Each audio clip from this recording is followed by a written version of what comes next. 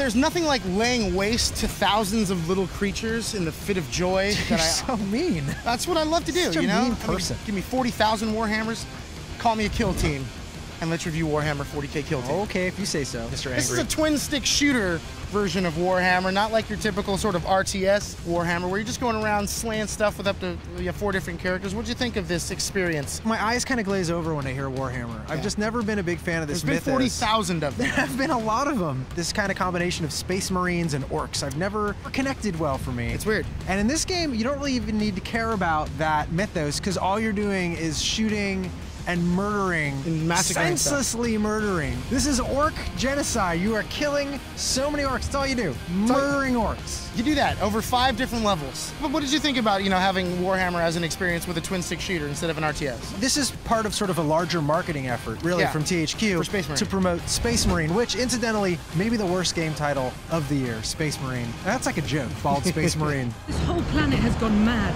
Well, this game is intended to whet your appetite and get you excited to play Space Marine.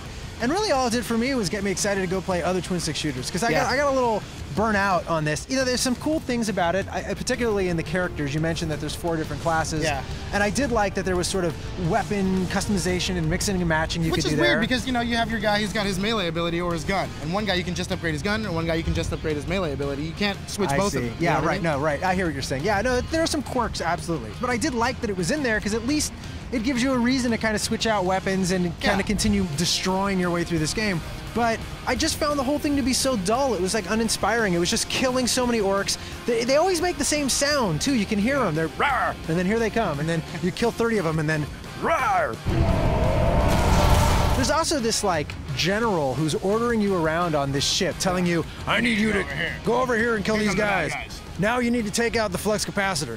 You must first proceed to the control room to gain access to the chem generator waste chamber. If I could have found him, I would have just murdered him 5 billion I just pictured him as the orcs, and every time I was like, shut up. Smart.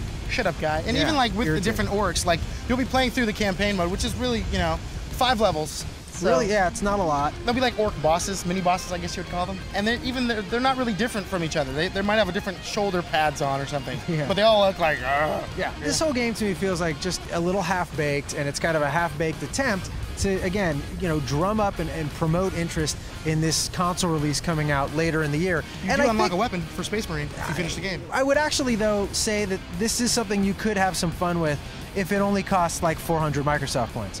I just think this is a total ripoff from THQ. I don't like this move at all. Maybe if there was some online co-op instead of same screen co-op. Maybe that. Just maybe if it was a better game. Killing it, 6.5.